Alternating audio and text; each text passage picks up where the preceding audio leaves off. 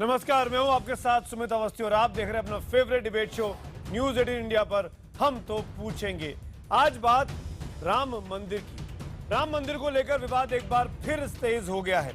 Supreme court की एक सुलह की कोशिश की पहल के बाद लग रहा था कि चीजें आज सुलझ जाएंगी, सुलझने की दिशा में आगे बढ़ेंगी, लेकिन दिन चढ़ते चढ़ते और इस वक्त जब मैं आपसे बात कर रहा हूं, चीजें सुलझने की बजाय और उलझ गई हैं।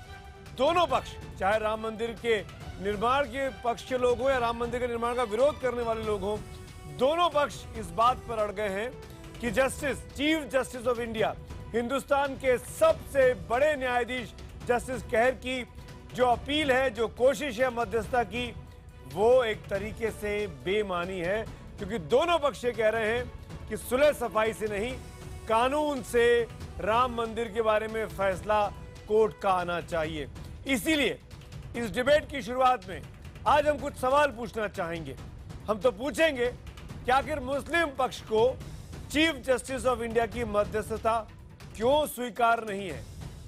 विवाद के एक और पक्षकार हिंदू महासभा बातचीत से या सुलह सफाई की इस कोशिश से क्यों बचने की कोशिश कर रहा है, और वो ये क्यों कह रहा है कि इस मामले पे कोर्ट को मध्यस्थता नहीं, फैसला सुनाना चाहिए। और तीसरा और सबसे बड़ा सवाल जो कि मौका देता है तमाम राजनीतिक दलों को कि क्या विपक्षी दलों और तमाम गैर भाजपाई संगठनों को यूपी और केंद्र की बीजेपी सरकारों पर भरोसा नहीं है कि उनकी अगुवाई में होने वाली मध्यस्थता की यह कोशिश बेमानी हो सकती है। इन सवालों पर हम बड़े पैनल के साथ करेंगे बड़ी चर्चा। बड़े मेहमान मेरे साथ जुड़ने वाले हैं, लेकिन पहले ये खास रिपोर्ट। हम तो पूछेंगे में बड़ी बहस, राम मंदिर पर सुप्रीम सलाह। कोर्ट ने कहा कि हम तो चाहते हैं कि आप दोनों साइड बैठकर इसकी फैसला करें और फिर हमारे पास आए उसकी एक समाधान के साथ। सुप्रीम कोर्ट ने रामलला की जन्मभूमि के झगड़े को कोर्ट कचहरी के बाहर बातचीत से सुलझाने का सुझाव दिया। कोर्ट ने कहा कि ये आस्था से जुड़ा संवेदनशील मामला है, जिस पर सौहार्दपूर्ण चर्चा हो। सुप्रीम कोर्ट के सुझाव पर केंद्र सरकार और बीजेपी गदगद नजर आई। सुप्रीम कोर्ट के प्रमुख न्यायाधीश का इस प्रकार से बोलना वो एक इच्छा की अभिव्यक्ति है, और उस इच्छा की अभिव्यक्ति को पूर्ण करने के लिए अगर सब लोग सहमत हो जाए तो बहुत इससे श्रेष्ठ क्या बात हो सकती है। मुझे लगता है दोनों पक्षों को बैठ करके विवाद के समाधान के लिए एक रास्ता निकालना चाहिए। सरकार से जो सहयोग लोग चाहेंगे, हम लोग उसमें सहयोग करेंगे। साल 1528 से विवादों में चल रहे इस मुद्दे को बीते 3 दशक में कई बार सुलझाने की कोशिश की गई। 1990 में तब के प्रधानमंत्री चंद्रशेखर ने इसे बातचीत के जरिए सुलझाने की कोशिश की, जो नाकाम रही। जनवरी 2002 में उस वक्त के प्रधानमंत्री अटल बिहारी वाजपेयी ने अयोध्या समिति का गठन किया। वरिष्ठ अधिकारी कि सीताराम की बहन है, ऐसे लेख प्रस्तुत किए गए। राम इजिप्ट के फराओ थे, ऐसे डॉक्यूमेंट प्रस्तुत किए। 4 चीजें होती है सुमित, जिसके बाद मैं अपनी बात समाप्त करूंगा। 4 चीजें होती हैं। ठीक है। देखिए, लीगल डॉक्यूमेंट होता है, रेवेन्यू रिकॉर्ड होता है, एपिग्राफिक होता है, आर्कियोलॉजिकल रिपोर्ट होता है। ये चारों एविडेंस विश्व हिंदू परिषद ने बड़े पैमाने पर रखा। जिलानी साहब बैठे हुए हैं, इनसे सवाल करके मैं अपनी बात समाप्त करता हूं। इनके बीच, भैरव सिंह शेखावत जी के बीच, शरद पवार के बीच में 4 दिसंबर 1990 को क्या बात हुई, मैं बता रहा हूं। शरद पवार जी ने इनसे पूछा जिलानी साहब से कि जिलानी साहब ये बताइए कि जितने ब्रिटिश गजेटियर्स हैं, रेवेन्यू रिकॉर्ड्स हैं, ब्रिटिश गजेटियर्स में लगातार यह आया कि मंदिर को तोड़कर मस्जिद बनाया गया। तो ऐसा आया? इन्होंने कहा हाँ ऐसा आया। फिर भैरव सिंह शेखावत जी ने इनसे पूछा, तो क्या किसी ने भी किसी भी स्तर पर डिस्प्यूट किया, केस गलत आ रहा है? तो इन्होंने कहा नहीं, डिस्प्यूट नहीं हुआ। जिलानी साहब यहाँ बैठे हुए हैं। यदि मैं जिलानी साहब मेरे साथ जुड़ गए, बाबरी ऑर्गेनाइजेशन कमेटी के कन्वीनर। जिलानी साहब, राकेश सिन्हा ने आपसे सीधे सवाल भी किए हैं और सवालिया अंदाज में इल्जाम भी लगाए हैं, जवाब दीजिए आप। जी हाँ, देखिए राकेश सिन्हा साहब बिल्कुल गलत कह रहे हैं। 4 दिसंबर 90 की कार्रवाई निकलवा कर देख लीजिए, वो पार्लियामेंट हाउस में प्राइम मिनिस्टर ऑफिस में मौजूद होगी। उसमें ऐसी कोई डिस्कशन नहीं लिखा हुआ है और ना ही ऐसा कोई सवाल शरद पवार साहब ने। मैं ये व्हाइट पेपर दो व्हाइट पेपर मेरे पास है जिलानी साहब, देखिए आप मुझे झूठा कह रहे हैं। मैं 2 व्हाइट पेपर सुमित जी के अनुमति से साहब बोलिए मत। आप किसी को झूठा कह रहे हैं और मैं व्हाइट पेपर कोई चीज नहीं है। ये राकेश जी आप बोले, उनको बोलने दीजिए, फिर आप काउंटर पॉइंट। ये तरीका गलत है, आप हमको बोलने दीजिए। राकेश जी ये बात तो फैक्ट है कि श्वेत पत्र कोर्ट में सबमिसिबल नहीं होता है, सरकार के द्वारा गलत कैसे हो सकता है? सुनते मौजूद है, जिलानी साहब कार्रवाई को निकलवा के देख लीजिए और साइड कार्रवाई को आप देखिए, ये जो गलत बयानी करते हैं। 24 फरवरी 91 की भी कार्रवाई निकाल के देख लीजिए। उससे पहले 4 दिसंबर चारों नेचर की एविडेंस सुप्रीम कोर्ट उसमें उस डिस्कशन के लिए सुबह 4 दिसंबर की बात तो मैंने कह दिया गलत है, बिल्कुल गलत, झूठ बोल रहे चले गए। आप उसको निकलवा के देख लीजिए। 24 फरवरी की एक तारीख बताई है 91 की, ये आप उसको भी देख लीजिए कि क्या हम लोगों की तरफ से जनवरी 91 में। देखिए जफर आप सुनिए ना। नहीं राकेश जी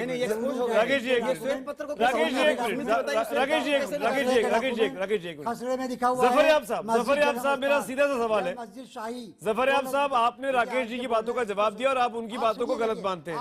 मेरे एक सवाल का जवाब दिए जफर साहब। नहीं, हम नहीं बोले। जफर साहब मैं अतीत में नहीं जा रहा हूँ, मैं भविष्य में जाना चाहता हूँ। मैं भविष्य में जाना चाहता हूँ, मुझे आने वाली आबादी की चिंता है। जो 70-80 साल के हो गए वो तो जी ली अपनी जिंदगी। आप अगर राकेश सिन्हा की बात का जवाब देने नहीं देंगे, आप जवाब दे चुके हैं जफर साहब आप जवाब दे चुके हैं। मेरा सवाल बहुत सीधा सा है आपसे। मैं इतनी सी बात जानना चाहता हूं, आखिरकार जस्टिस JS खेर हिंदुस्तान के सबसे बड़े न्यायाधीश की बात आप क्यों नहीं सुनना चाहते हैं, अगर वो खुद मीडिएशन करना चाहते हैं? हम आपकी बात का कोई जवाब नहीं देंगे, हम राकेश सिन्हा की बात का जवाब देंगे।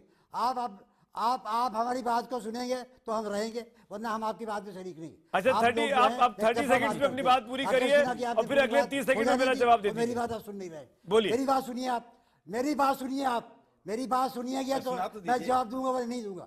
मैं कह रहा हूँ 24 फरवरी 91 की जो कार्रवाई कर रहे हैं वो साइन कार्रवाई आप निकलवा के दिखवा लीजिए। और हम उससे पहले सारी एविडेंस दे चुके थे। हमारी एविडेंस में जुडिशियल रिकॉर्ड शामिल था, जजमेंट थे 1885 का, 1886 का, 2 जजमेंट थे। बिल्कुल ट्रायल कोर्ट की जजमेंट मैं सेकंड करता हूं आपकी बात कि चूंकि ये मस्जिद है इसलिए इसके बगल में चबूतरे पर मंदिर बनाने की इजाजत नहीं दी जा सकती है। और 1886 का डिस्ट्रिक्ट जज का ऑर्डर है, 1886 का ही चीफ कोर्ट ऑफ अवध का ऑर्डर है, ऑर्डर है, ये सेकंड अपील का ऑर्डर है। बिल्कुल ये सब रिकॉर्ड में दाखिल है। बिल्कुल इसके अलावा जो हमने डॉक्यूमेंट दाखिल किए थे वो हमने डॉक्यूमेंट आर्कियोलॉजी की एविडेंस और 76 की खुदाई उसके रिपोर्टें दाखिल की हैं, उसमें कहीं मंदिर का कोई सबूत नहीं मिलता। हिस्टोरिकल एविडेंस दाखिल की हमने, किसी किताब में कोई सबूत नहीं है, कोई जिक्र नहीं है जब मंदिर का। Can I interrupt you now if you don't mind? 1528 में। उसके अलावा जफर साहब can you interrupt you now for if you don't mind? अगर आप मेरा जवाब नहीं सुनेंगे तो मैं आपकी डिबेट। जफर साहब आपने पूरी बात कह दी। सुनिए जफर साहब सुनिए ना मेरी बात, एक दरख्वास्त है मेरी हाथ जोड़ के आपसे, मैं ये अपील कर रहा हूँ लाइव टीवी के ऊपर। जफर साहब मैं भविष्य में जाना चाहता हूँ, आपने अपनी बात कही, आप राकेश सिन्हा को गलत करार दे रहे हैं। राकेश सिन्हा को मैं मौका भी नहीं दे रहा हूँ बोलने का। जफर साहब प्लीज, जफर साहब आप जस्टिस कहर को हिंदुस्तान का सबसे काबिल जस्टिस मानते हैं आज की तारीख में कि नहीं मानते हैं? हम राकेश सिन्हा की बात का आपके लिए राकेश सिन्हा बड़े हैं कि जस्टिस कहर बड़े हैं? जिलानी साहब, जिलानी साहब, एक मिनट इस्लाम, जिलानी साहब सुनिए। जफर साहब मैं आपसे रिक्वेस्ट कर रहा हूं आखिरी बार।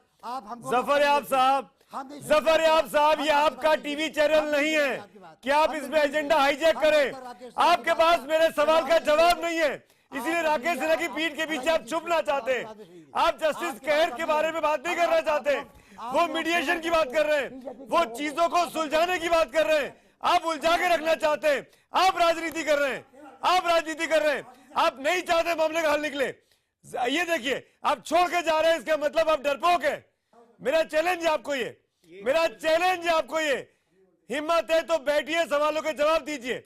सीधा सा सवाल है, क्यों मध्यस्थता नहीं, क्यों चीजों को सुलझाना नहीं है, क्यों भागना चाहते हैं आप, क्यों डिबेट से भागना चाहते हैं आप, क्यों एक्सपोज कर रहे हैं अपने आप को? क्यों एक्सपोज कर रहे हैं? जबरदस्ती। सिंपल सी बात। फहीम बेग आप कुछ बोलना चाह रहे थे, लेकिन मैं आऊंगा आपके पास। मैं इंट्रोड्यूस कर दूं, SQR इलियास साहब भी मेरे साथ है, जो कि सह संयोजक है बाबरी एक्शन कमेटी के।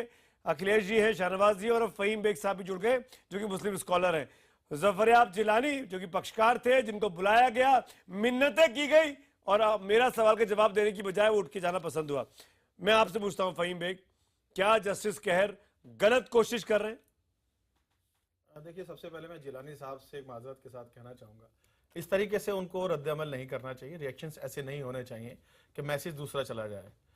और खेर साहब ने जो ये फैसला ऑप्शंस दिया है दोनों ही समुदाय के लोगों को, दोनों ही पार्टीज को, इसका स्वागत करना चाहिए।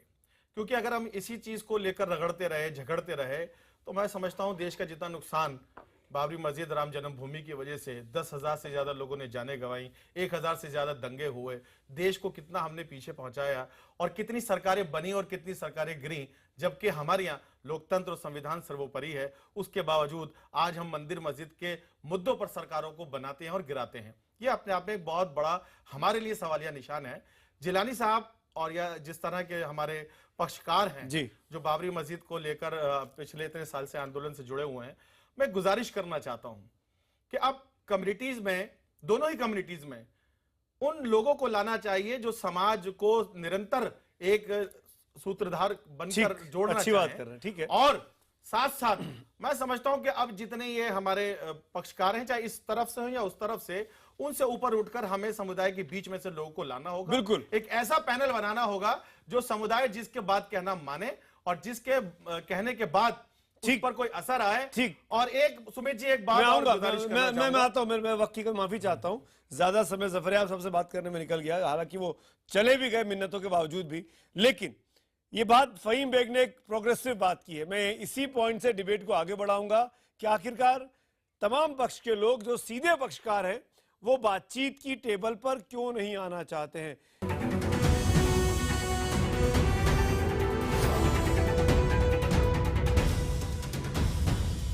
आपके पास मेरे सवाल का जवाब नहीं है, इसीलिए राकेश सिन्हा की पीठ के पीछे आप छुपना चाहते हैं। आप जस्टिस कहर के बारे में बात नहीं करना चाहते, वो मीडिएशन की बात कर रहे हैं, वो चीजों को सुलझाने की बात कर रहे हैं। आप उलझा के रखना चाहते हैं, आप राजनीति कर रहे हैं, आप राजनीति कर रहे हैं। आप नहीं चाहते मामले का हल निकले। ये देखिए, आप छोड़ के जा रहे हैं, इसका मतलब आप डरपोक है। मेरा चैलेंज है आपको ये, मेरा चैलेंज है आपको ये। हिम्मत है तो बैठिए, सवालों के जवाब दीजिए। सीधा सा सवाल है, क्यों मध्यस्थता नहीं, क्यों चीजों को सुलझाना नहीं है, क्यों भागना चाहते हैं आप, क्यों डिबेट से भागना चाहते हैं आप, क्यों एक्सपोज कर रहे हैं अपने आप को, क्यों एक्सपोज कर रहे हैं? जफरयाब जिलानी अफसोस के साथ कहने के बावजूद भी डिबेट में नहीं रुके। मेरा आज का सवाल था कि सुप्रीम कोर्ट की मध्यस्थता की अपील दोनों पक्षों को मान लेनी चाहिए। हजारों की संख्या में जवाब आए हैं, 88% हाँ में जवाब दिया, 88%, और ट्विटर पे 86% हाँ में जवाब देते हैं। तमाम मेहमान मेरे साथ बने हुए हैं। इस वक्त सुब्रमण्यम स्वामी साहब भी मेरे साथ जुड़ गए हैं। मैं तमाम मेहमानों से दरखास्त करूंगा कि कुछ मिनट का मुझे वक्त दें। स्वामी साहब 1-to-1 की कंडीशन पे हमारे साथ जुड़े हैं, फिर मैं डिबेट को आगे बढ़ाता हूं। सुब्रमण्यम स्वामी साहब, स्वागत है आपका। मैं आपसे ये जानना चाहूंगा इस डिबेट में कि आखिरकार जफरयाब जिलानी जैसे लोग क्यों नहीं मीडिएशन चाहते हैं? मीडिएशन में जो बातें आएगी उसका उनके पास कोई जवाब नहीं है। पहले तो सारा दुनिया में जहाँ भी मुस्लिम मेजॉरिटी देश हैं, जहाँ शरिया चलती है, इस्लामिक लॉ चलती है, वहाँ वो मानते हैं कि मस्जिद नमाज पढ़ने के लिए जगह है और इसको शिफ्ट किया जा सकता है, इसको तोड़ा भी जा सकता है।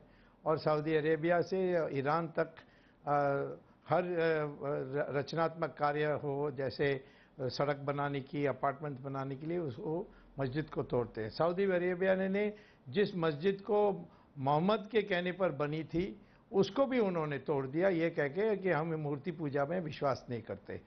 तो जब मस्जिद को कहीं भी बनाया जा सकता है और नमाज कहीं भी पढ़ाया जा सकता है, सड़क पर पढ़ाया जा सकता है, घर के अंदर पढ़ाया जा सकता है, तो मैं ये पूछना चाहता हूं कि इतनी आपकी स्वाधीनता जब है तो आपको क्या आपत्ति हो सकती है कि मस्जिद वहां राम जन्मभूमि के स्थान पर और कई जगह में जैसे सरयू नदी के उस पार आप क्यों नहीं मस्जिद बना सकते हैं? ये तो इसका आपका इनके पास फॉर्मूला कोई है जवाब नहीं है। स्वामी जी, ये आपका फॉर्मूला है। फॉर्मूला। और जो तीनों जो पक्षकार हैं जिनके जो फैसला आया था इलाहाबाद हाई कोर्ट का, उसमें बाबरी मस्जिद एक्शन कमेटी बहुत साफ मानना है इन लोगों का कि हम 1/3 हिस्से के नहीं, हम तो पूरे इलाके के स्वामित्व रखते हैं, इसीलिए वो लोग सुप्रीम कोर्ट में भी आए।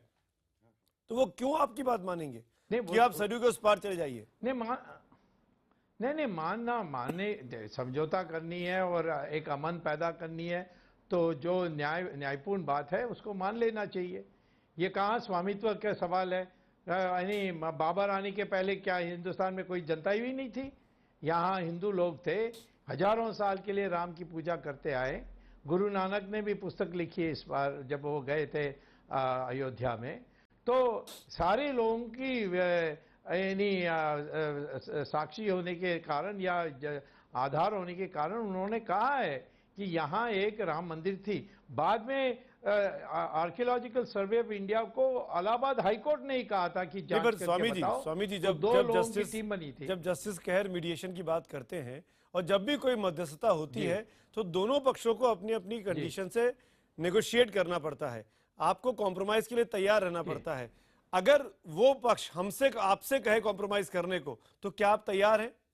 आप अपनी बात पे तो मेरे ख्याल से झुकेंगे मैं तो कहता हूं मैं तो कहता हूं कि इस्लामिक लॉ में कहीं भी दिखा दें कि मस्जिद वहीं बनेगी जहां पहले बनी थी, तो मैं फिर बात बांधने के लिए तैयार हो जाऊंगा, परंतु कहीं नहीं दिखा सकते हैं। मैंने दुनिया के मुसलमान के देशों, मुसलमान बहुमत देशों में मैंने चिट्ठी लिखकर जवाब प्राप्त की है कि हाँ मस्जिद को हटाया जा सकता है, सड़क बनाने के लिए, अपार्टमेंट बिल्डिंग्स बनाने के लिए।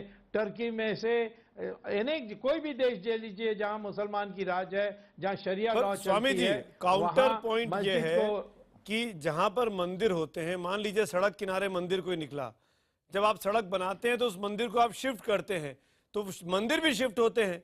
फिर क्यों केवल मस्जिद के लिए कहना कि आप कहीं भी कर सकते हैं? सड़क नहीं, आप अपने देखिए, सड़क में जो मंदिर बनते हैं वो प्राण प्रतिष्ठा पूजा से नहीं बनते हैं। वो कोई छोटा सा बना के फिर एक फोटोग्राफ लगता है, फिर थोड़ा सा झोंपड़ी बना लेता है, उससे वो बढ़ाते करते हैं। वैसे नरेंद्र मोदी ने 300 ऐसे सड़क में मंदिरों को तोड़ा था। ये तो लोगों की नहीं अभी तो फहीम साहब को जवाब देंगे, डिबेट में नहीं है, मैं आप उसके बाद मौका दूंगा आपको। हाँ, मुझे अनेक और प्रॉब्लम है, इसलिए मैंने इसी कंडीशन में आया। मैं आगे डिबेट में आने के लिए तैयार हूं, पर अभी नहीं। तो मैं ये कहता हूं कि मंदिरों को जो प्राण प्रतिष्ठा पूजा से बनी है उसको नहीं हटा सकते, और प्राण प्रतिष्ठा पूजा करना बहुत कठिन काम है। उसमें इतने पंडित लगते हैं, इतनी 41 दिन की उपवास स्वामी जी, ये तो होती है। स्वामी जी, ये सड़क के मंदिर नहीं ऐसे बनते हैं। पर स्वामी जी, ये तो इल्जाम लगेगा हिंदू समाज पर, बहुसंख्यक समाज पर, कि क्योंकि आपकी सरकार यूपी में भी है, आपकी सरकार अब दिल्ली में भी है, तो आप अल्पसंख्यकों को दबा रहे हैं, अपनी मनमानी कर रहे हैं, अपनी बात पूरी मनवा लेना चाहते हैं, उनको कॉम्प्रोमाइज करने को बोल रहे हैं। देखिए, मैं आपसे कहता हूं कि इनको समझौता के लिए कोई तैयार नहीं है, तो हम तो बहस करने के लिए तैयार हैं। हम तो इलाहाबाद हाई कोर्ट में जीत गए, और जो इन्होंने टाइटल की बात की उसको ठुकरा दिया था। उन्होंने आस्था की भी बात मान ली। उन्होंने कहा कि सेंट्रल जो डोम है वो राम पैदा होने की जगह है, जन्मभूमि है। ये इलाहाबाद हाई कोर्ट, उसमें एक मुसलमान जज भी था, तो इन्होंने तीनों ने ये बात मान ली, और ये कहा था कि अच्छा होगा कि ये 2 तो उन्होंने हिंदुओं को दे दी, तीसरा जो डोम था उन्होंने कहा कि इसमें मुसलमान को दे दें तो फिर एक आत्मीयता बन सकती है, परंतु इसमें कानून व्यवस्था की बड़ी प्रॉब्लम होगी। और मैं तो कहता हूं कि क्या जरूरत है कि मस्जिद वहीं बनना है? कोई ये मुसलमान दिखा दें, कोई ग्रंथ उनका कुरान दिखा दे, सिरा दिखा दे, एक आखिरी सवाल स्वामी जी, एक जगह में भी नहीं है। एक आखिरी सवाल, असदुद्दीन ओवैसी कहते हैं कि बहुत से बीजेपी के लीडरों पर बाबरी मस्जिद को गिराने को लेकर साजिश के मुकदमे चल रहे हैं, बड़े बड़े लोग इसमें इन्वॉल्व हैं। उन मामलों का क्या होगा? अगर आप मीडिएशन की बात करते हैं तो अडवाणी नहीं, वो जी, तो जोशी चल जी, रही है उमा अभी। भारती, उन पे साजिश के नहीं मामले नहीं, वो चले। तो सुप्रीम कोर्ट के कहने पर उन्होंने केस को रीइंस्टीट्यूट कर दिया ना। अभी 2-3 दिन के बाद कोई नया फैसला सुप्रीम कोर्ट के आने वाला है। इस केस के इसमें कोई हस्तक्षेप नहीं कर रहा है। और सुप्रीम कोर्ट ने जब सीबीआई ने कहा कि कोई मटेरियल नहीं है, तब उन्होंने कहा कि नहीं, दोबारा इसको करो और इन बातों को की जांच करो। ये सुप्रीम कोर्ट ने अभी इसको बनाया, केस बनाया है। तो मैं ये नहीं समझता हूं कि इसमें कोई बात है कि कोई अपराध हुआ है तो फिर उस पर केस लगनी चाहिए। वही हुआ है, जी। अडवाणी हो, मुरली मनोहर, सबके नाम पर है। चलिए, शुक्रिया Swamy ji, thank you so much. Subramanian Swamy पक्षकार 1-to-1 की कंडीशन पे आए थे। डिबेट की शुरुआत करता हूं। फहीम बेग, सीधे आपके पास आता हूं। आपको बहुत आपत्तियां थी स्वामी जी की बात पर, किस बात को लेकर सबसे अधिक आपत्ति थी? क्या? देखिए, बुनियादी बात यह है, जिस तरह से उन्होंने अभी छोटे मंदिरों पर या पेड़ के नीचे गली में जहां पर लोग मंदिर बना लेते हैं और छोटी छोटी पूजा करते हैं, तो उन्होंने उनकी आस्थाओं पर जो है सवाल उठाया है। मैं उसका भी उनसे विरोध करता हूं। और ये ठीक बात है कि मस्जिद के लिए, सड़क के लिए या किसी ऐसी जरूरत के लिए मस्जिद को कहीं शिफ्ट किया जाता है, मगर यहां पर जिस तरह का सिलसिला इस देश में चला है, हजारों लोगों ने जान दी है, तो मैं यही अपील करना चाहता हूं स्वामी जी से या आरएसएस से या बीजेपी से कि वो इस मुद्दे को इस तरह से डील ना करें, क्योंकि इतिहास गवाह है, शौर्य दिवस मनाया गया है, विजय दिवस मनाया गया है, लोगों के दिलों को दुखाया गया है। और एक टाइमिंग को लेकर भी थोड़ा सा मुझे अफसोस होता है, क्या जिस तरह से योगी जी को मुख्यमंत्री बनाया गया और उन्होंने कहा था, और उनका सबसे बड़ा मुद्दा भी था कि मंदिर वहीं बनेगा, कोई रोक नहीं पाएगा, तो क्या ये उस तरफ शुरुआत तो नहीं? पर अब तक योगी जी ने कुछ नहीं कहा है। नहीं, देखिए, जब से मुख्यमंत्री बने पिछले 48 घंटों नहीं, में अभी तो उन्होंने कहा बहुत चीजें बंद हो जाएंगी। अभी आपने खुद बंद, दिखाया, इसका मतलब क्या है? लोकसभा में क्या उन्होंने बंद हो कहा, जाएगा? मंदिर थोड़ी बंद हो वही, जाएगा। ये इस तरह की जो बातें हैं, इस तरह के जो बयान है या इस तरह का जो विजन देखने को मिल रहा है, ये कहीं ना कहीं दर्शाता है शाहनवाज हुसैन कि इनकी नियत में कहीं ना कहीं शाहनवाज खोट है। हुसैन जवाब दीजिए, नियत में खोट है क्या कहीं ना कहीं? शाहनवाज हुसैन। देखिए, फहीम बेग साहब डॉक्टर हैं और कानून भी समझते होंगे। ये मामला सुप्रीम कोर्ट का है। सुप्रीम कोर्ट को क्या मतलब कि कब चुनाव होने वाला है, कब रिजल्ट आने वाला है, इसको योगी जी से या सरकार से जोड़ना सही नहीं है। वो मामला तो अदालत में चल ही रहा था जी। जब पहले भी फैसला आया था, तब भी आप याद कीजिए, राष्ट्रीय स्वयंसेवक संघ के सरसंघचालक मोहन भागवत जी ने ये कहा था कि इस पर कोई जश्न न मनाए, बल्कि आज का दिन सौहार्द की वातावरण को शुरू करने का दिन। अब ये मामला जब सुप्रीम कोर्ट में है, तो सुप्रीम कोर्ट ने कहा आपसी बातचीत से या अदालत के निर्णय से। जी। जब सुमित जी अमित शाह जी से, हमारे राष्ट्रीय अध्यक्ष से आपने सवाल किया था, तब भी उन्होंने यही जवाब दिया था, दो ही रास्ते हैं। जी हाँ। आपसी बातचीत से, तो आपसी बातचीत और अदालत का निर्णय। आज तो मैं इसमें एक लाइन ही कहना चाहता हूं, एक लाइन जी कि जी मैं एक लाइन 30 सेकेंड कि मैं कहना चाहता हूं, अयोध्या हिंदू मुसलमान की दोस्ती का सिंबल बने, मेरे जैसे लोग ये चाहते हैं। उसका रास्ता स्वामी जी के फॉर्मूले को आप सही मानते हैं? आने वाली पीढ़ी के शाहनवाज लिए, हुसैन, आप मुस्लिम भी हैं, ये सवाल बीजेपी से मैं पूछ रहा हूँ। हमारी स्वामी जी के फॉर्मूले को बीजेपी इंडोर्स करती है कि सरयू के उस पार मस्जिद बन जाए, ये पूरा हिस्सा मंदिर बनाने के लिए मिल जाए, हाँ या ना शाहनवाज भाई? देखिए, Swami ji as a BJP वहां पर पार्टी नहीं है। हाँ बिल्कुल, स्वामी जी भारतीय जनता पार्टी की तरफ से वकालत वहां नहीं कर रहे हैं। बिल्कुल, इसीलिए मैं आपकी पार्टी के ऑफिशियल रहा आपसे पूछ रहा हूँ। मुस्लिम हूँ, ये मेरा निजी विषय है, लेकिन अभी मैं बीजेपी का पार्टी का स्टैंड क्या है? ऑफिशियल स्पोक्स पर्सन के नाते आपके डिबेट में बैठा हूँ। स्वामी जी की बात पर बीजेपी का आप लोग स्टैंड, तो किसी को भी धर्मगुरु बना देते हैं टेलीविजन पर। स्वामी जी की बात पर बीजेपी का स्टैंड, शाहनवाज भाई धर्मगुरु है ही स्वामी जी की बात पर बीजेपी का स्टैंड क्या है? मैं धर्मगुरु नहीं हूँ।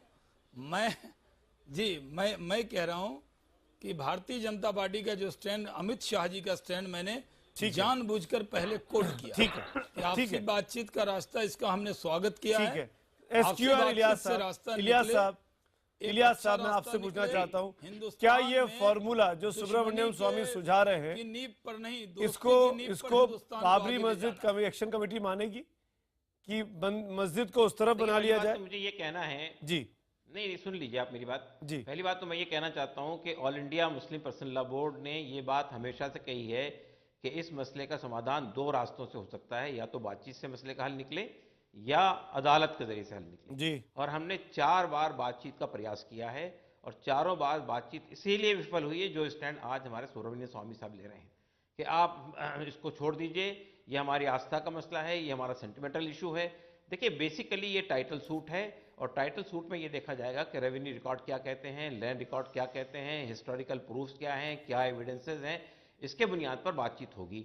और अगर आप ये कहें कि नहीं साहब बातचीत में हमने एक स्टैंड ये ले लिया है कि वो मंदिर है, आप जगह छोड़ दीजिए, तो ये बातचीत कहाँ से हुई है? कोई समाधान नहीं निकल सकता है इसमें। बिल्कुल। देखिए बातचीत तो उस वक्त होगी जब आप ये कहें कि आप कोई प्री कंसीव नोशन के साथ ना बैठे बातचीत में। सही बोल। अगर आप ये तय करके चलें कि नहीं साहब दूसरे फरीक को सरेंडर कर देना चाहिए, राइट, तभी बातचीत होगी। वेरी तो वेरी बातचीत कहाँ जेन्युइन से पॉइंट, होगी? आप वेरी डिक्टेट कर जेन्युइन रहे हैं। पॉइंट। मैं काउंटर पॉइंट लूंगा आपकी बात पे इलियास साहब, वेरी जेन्युइन पॉइंट आपका, मैं इस पे काउंटर पॉइंट लूंगा। राकेश सिन्हा बोलना भी चाह रहे हैं।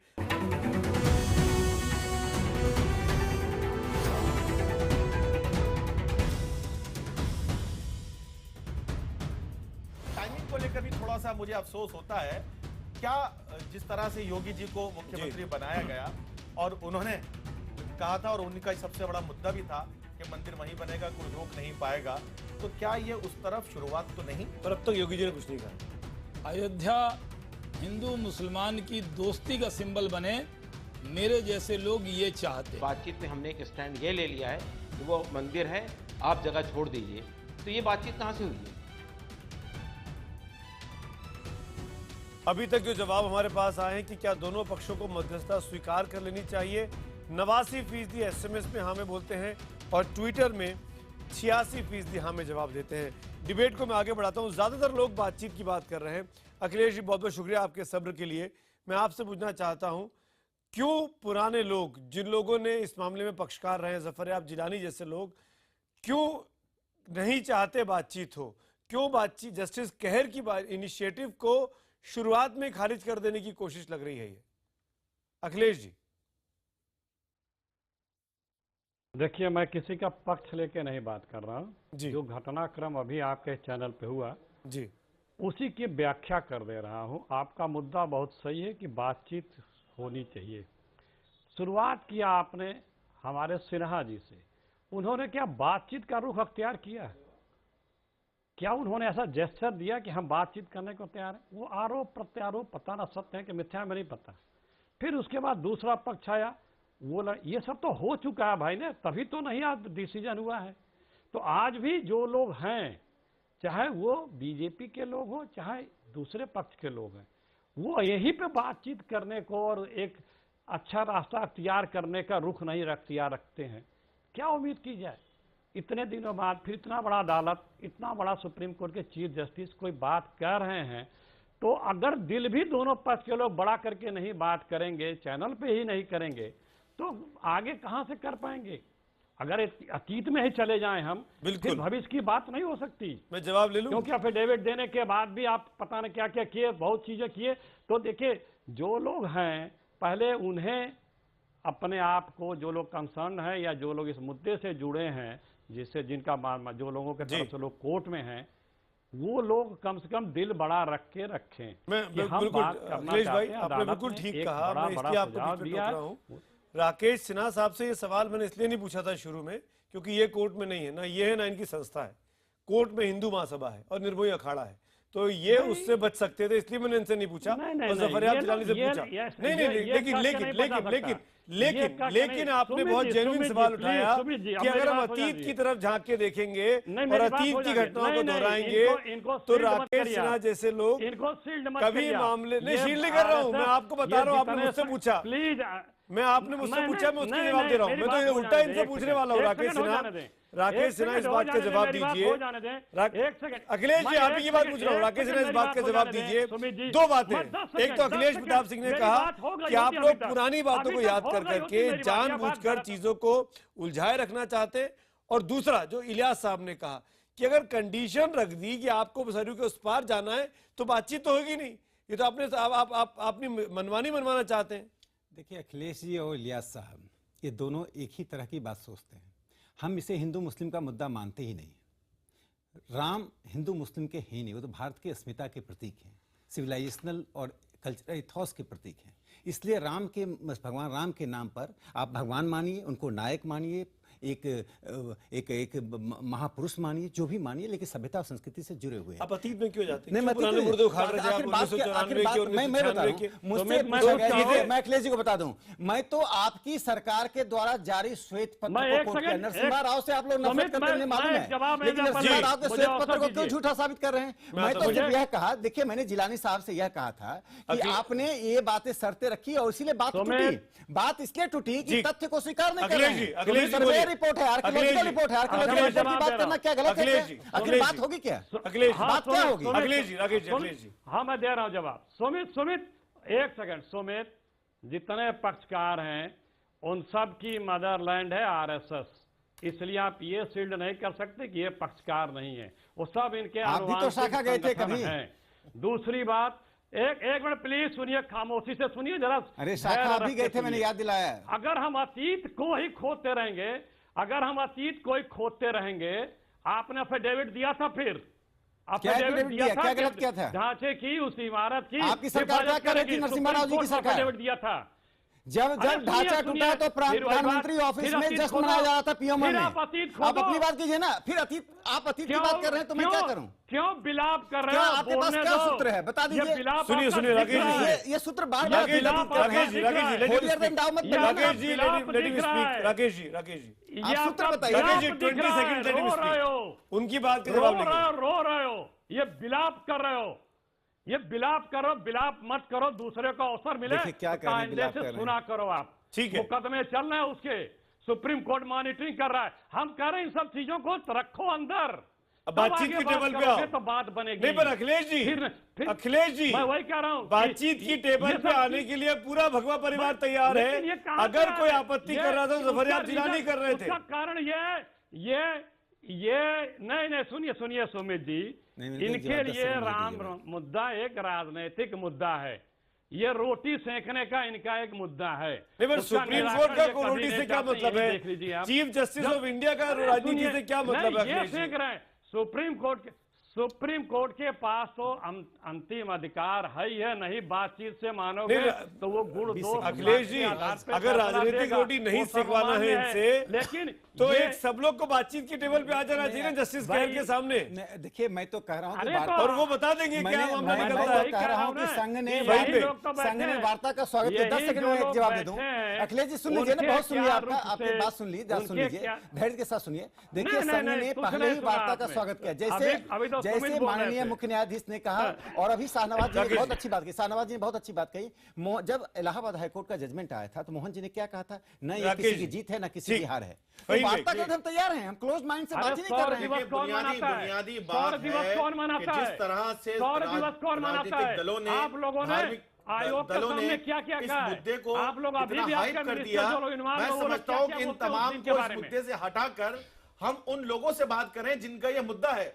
हम बात करें एक नई पीढ़ी से, एक नए पैनल से, जो दोनों ही समुदाय से आए और जो अपनी बात रखें, जिनमें डॉक्टर्स हो, इंजीनियर्स हो, स्टूडेंट्स हो, गृहिणी हो, इस तरह के लोगों को लाया जाए। आप कह रहे हैं कि बाबरी मस्जिद एक्शन कमेटी को, बिल्कुल वीएचपी को, आरएसएस को, निर्मोही अखाड़े को, सबको दूर कर देना चाहिए, सबको हटाना चाहिए। तो कौन आएगा? आम लोगों से बात करनी चाहिए। मुकदमा तो इन्हीं लोगों के पीछे फहीम साहब, कौन आएगा फिर? देखिए ये भी चीजों को फंसाने की कोशिश है। नहीं, मैं इल्जाम लगेगा आपके ऊपर। नहीं, देखिए मैं उसी बात को कह रहा हूं, क्योंकि हमेशा ये वही ढाक के 3 पात वही निकल के आएंगे, फिर वही दंगे फसाद, ये एक ऐसी रचना कर देंगे, क्योंकि ये मुद्दा फिर आएगा, फिर बैठेंगे, फिर एक दूसरे से मुखालफत होगी और फिर बात होगी कि ये हमारा। आपको भरोसा नहीं आरएसएस पे? बिल्कुल आपको भरोसा नहीं है बीजेपी?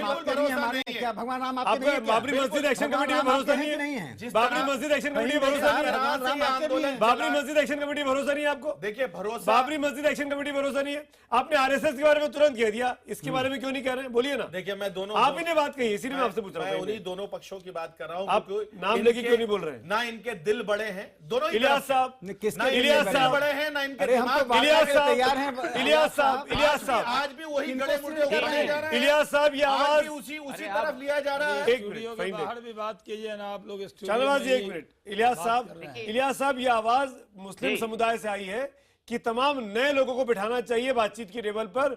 पुराने लोग पुराना बैगेज लेकर बैठ जाते हैं और चीजें सुलझने की बजाय और उलझ जाती हैं। क्या आप लोग इस बात की तैयार हैं? सही नहीं है। देखिए, सुप्रीम कोर्ट में जो लोग गए हैं पक्षकार के तौर पर, उनको आप माइनस करके बातचीत नहीं कर सकते। बातचीत उन्हीं लोगों के दरमियान होगी जो डिस्प्यूट को, जो इश्यू को लेकर गए वहां पर। ये बात तो थ्योरेटिकली बहुत अच्छी लगती है कि दूसरे लोगों को लाना चाहिए, दूसरे लोग बिठाना चाहिए। दूसरे लोग पार्टी नहीं है केस के अंदर, वो कैसे बैठ सकते हैं इस मसले में? नहीं, तो पर बातचीत अगर होगी तो उन्हीं लोगों को पर इन्वॉल्व बाबरी मस्जिद एक्शन कमेटी के नए नुमाइंदे सामने आए, युवा नुमाइंदे, पढ़े लिखे लोग, इंजीनियर्स, डॉक्टर्स जो बात कर रहे हैं फहीम बेग, ये तो हो सकता है इलियास साहब। नहीं, और सिमिलरली हिंदू पक्ष की तरफ से भी। देखिए मैं पहली बात तो ये कहना चाहता हूँ कि आप ये बात जो कह रहे हैं कि जफरयाब जिलानी साहब बातचीत से भाग रहे हैं, ये बात सही नहीं है। जफरयाब जिलानी साहब बात ये कह चुके हैं कोर्ट इसमें चैनल के ऊपर में कि हम सुप्रीम कोर्ट में इसका स्वागत करते हैं। मना किया है। नहीं बिल्कुल नहीं, बिल्कुल मना किया। उनका साउंड बाइट है मेरे पास। 4 जगह मैं था। आज सुबह से उनका 2 बार इंटरव्यू देख चुका हूं मेरे अपने चैनल पर, अलग अलग टाइम पे, और दोनों बार उन्होंने बातचीत से मना किया। सुबह से लेकर शाम तक वो मना करते आ रहे हैं। अभी ये तो यहाँ भी मना कर चुके हैं। चलिए वो बात छोड़िए। All India Muslim personal law board जो है इस पर ये स्टैंड ले चुका है। क्या स्टैंड दिया? नहीं दें।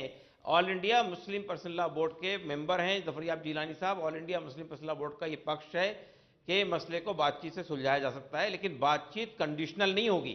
आप प्री कंडीशन लगाकर बातचीत करेंगे तो कोई मसला हल नहीं होगा। बातचीत यानी सबूतों के आधार पर होगी। आपका जो दावा है उसके सबूत लाइए, हमारा जो दावा है हम उसके सबूत लाइए। सबूत की इसके बात बुनियाद पे करते हैं बातचीत तो होगी। कहते हैं कि आप पीछे जा रहे हैं। आप अगर आप उसको आस्था का इशू बना देंगे, आप उसको सेंटिमेंट का इशू, सबूत ये चाहिए कि आप ये कहते हैं कि 5 राउंड डायलॉग हुआ, उसमें आपने क्या सबूत प्रस्तुत किया? बता दीजिए, 2 सबूत तो बता दीजिए। बहुत सबूत मैं पेश तो किया। आपको आप बता रहा हूं सारे सबूत। राकेश सिन्हा जी, आपने नहीं आप सब गलत बात कह रहे हैं। आप क्या झूठ गलत बात है? कह रहे हैं, आपको मालूम नहीं है कि नरसिम्हा राव के समय में जारी किया गया नहीं बिल्कुल नहीं आप जो यही बात तो सफरयाब जिलानी कह रहे थे, आप सुनने को तैयार नहीं सर्वे है। रिपोर्ट है, गजेटियर्स रिपोर्ट है, रेवेन्यू रिपोर्ट है, और सारे रिपोर्ट में जन्म स्थान कहा गया है उसको। मंदिर की बात छोड़ दीजिए, मंदिर तो मस्जिद बना दिया गया।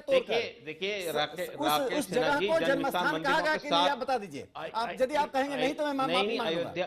सभी रिपोर्ट में, सर्वे रिपोर्ट में, आर्कियोलॉजिकल रिपोर्ट में, नहीं मैं एक सवाल करता हूँ, सभी रिपोर्ट में जन्म स्थान कहा गया कि नहीं कहा गया? बता इलियास साहब, 6 रिपोर्ट हैं आर्कियोलॉजिकल इंडिया। हाँ 6 रिपोर्ट। आप किस रिपोर्ट में जन्म स्थान नहीं कहा गया बता दीजिए मुझे। इलियास रिपोर्ट का नाम बता दीजिए। देखिए राकेश सिन्हा जी, इलियास, देखिए राकेश सिन्हा जी जो है जो हाँ जी बताइए। नहीं आप जवाब दीजिए ना इस बात का। यही मैं जवाब दे रहा हूँ। बोलिए। देखिए बात यह है कि ये टाइटल सूट है।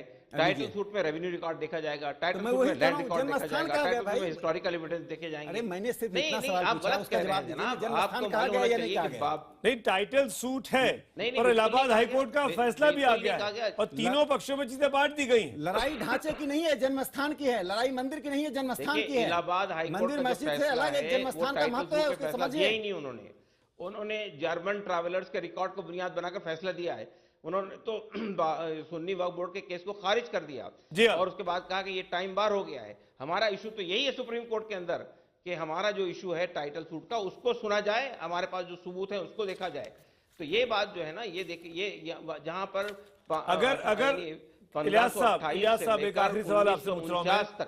इलियास साहब, अगर जस्टिस कहर एक मीडिएटर अपॉइंट करते हैं, जस्टिस को अपॉइंट करते हैं या खुद कोशिश करते हैं, तो आपको और आपके संगठन को दिक्कत तो नहीं है कोई? आप तैयार हैं बातचीत की टेबल पर आने के लिए? बिल्कुल। क्योंकि अतीत में चीजें विफल हो गई हैं। अतीत में मुस्लिम समाज में एक राय नहीं बनी सिवाय इस राय के कि हम कोर्ट के फैसले को मानेंगे। इसलिए पूछ रहा हूं मैं आपसे। कहते हैं कोर्ट के फैसले को मानेंगे। देखिए जब हम ये कहते हैं हम फाइनल कोर्ट का जजमेंट को मानेंगे, इसका मतलब ये कि हम सबूतों को बुनियाद पे फैसले चाहते हैं। लेकिन अगर जस्टिस शाहनवाज हुसैन कुछ बोल रहे हैं, खुद मीडिएट, शाहनवाज हुसैन कुछ बोल रहे हैं। शाहनवाज भाई मेरी बात सुन लीजिए पहले। जस्टिस कहर अगर मीडिएट करने के लिए तैयार है तो मैं कह रहा कोई आपत्ति नहीं है, लेकिन कोर्ट का ही तो लेकिन मीडिएशन जो है वो सबूतों के बुनियाद पर होना चाहिए। जी मैं वही कह रहा हूँ। मैं नहीं कि मैं कोर्ट का फैसला नहीं आया, ऑब्जर्वेशन कह रहा हूँ। इलियास साहब ने कहा कि कोर्ट का फैसला मानेंगे, तो आज अगर कोर्ट का ही ऑब्जर्वेशन, जब ऑब्जर्वेशन ही नहीं मानेंगे तो फिर फैसला कहाँ जाएगा? अगर कोर्ट से, सुप्रीम कोर्ट के जस्टिस ने कहा बातचीत, हम तो ये कह रहे हैं दुनिया की जितनी भी समस्याएं हुई हैं वो बातचीत से हल हुई है। कोई न समस्या जंग से हल होती, न झगड़े से हल होती, बातचीत से हल होती है। बातचीत तो इसलिए कह रहे हैं, तो इसलिए जिस तरह जफर याब जिलानी, अरे बातचीत शुरू कीजिए, कंडीशन हो ना हो क्या हो, अखिलेश जी टेबल पे बैठिए तो अखिलेश जी लास्ट 20 सेकंड आपने जिन लोगों ने क़यादत की, जिन लोगों ने क़यादत जी जी अखिलेश जी बोलिए आप। क्या कौन के लोग आपसे खुश हैं? अरे अखिलेश जी कांग्रेस का स्टैंड ही बता दीजिए। एक सेकंड सर, नवाज भाई शिलान्यास करवाया, लॉ करवाया, तो आगे क्या कांग्रेस करने वाली है बता दीजिए। हमें बातचीत में न दंगा चाहिए, अखिलेश जी जवाब दीजिए। हमें बातचीत में सौहार्द चाहिए, भाईचारा चाहिए, एक ऐसा रास्ता निकालना होगा जिससे आएंगे। अरे सर नवाज भाई एक सेकेंड, मेरे पास 10 सेकंड है, बोलिए अखिलेश जी 10 सेकंड, हम एक्सटेंड कर 10 सेकंड, 10 सेकंड अखिलेश जी। तब ना मैं बोलूं। अरे सब चुप है, बोलिए ना आप। हाँ देखिए सुमित जी, मैं बोल रहा हूँ, ये लोग बार बार दूसरे से कमिटमेंट चाह रहे हैं कि क्या जो अपॉइंट होगा मीडिएटर उसकी बात आप मानेंगे, अपने तरफ से क्यों नहीं दिखा रहे हैं? हम तो मानेंगे, तुम मानोगे कि नहीं मानोगे? बिल्कुल, ये बात क्यों नहीं हो रही है? शुरुआत अगर बेहतर करनी है, बिल्कुल दोनों पक्षों को एक साथ आना होगा और दोनों पक्षों को एक दूसरे पर भरोसा करना होगा। और शायद इसीलिए तमाम दर्शक भी इस पूरे डिबेट के दौरान यही कहते रहे कि अब दोनों पक्षों को बातचीत की टेबल पर आ जाना चाहिए। ज्यादातर 90% से ज्यादा लोगों की राय ऐसी ही दिखाई दी है। इसी नोट पर तमाम मेहमानों का शुक्रिया अदा करूंगा। हम तो पूछेंगे में आज इतना ही।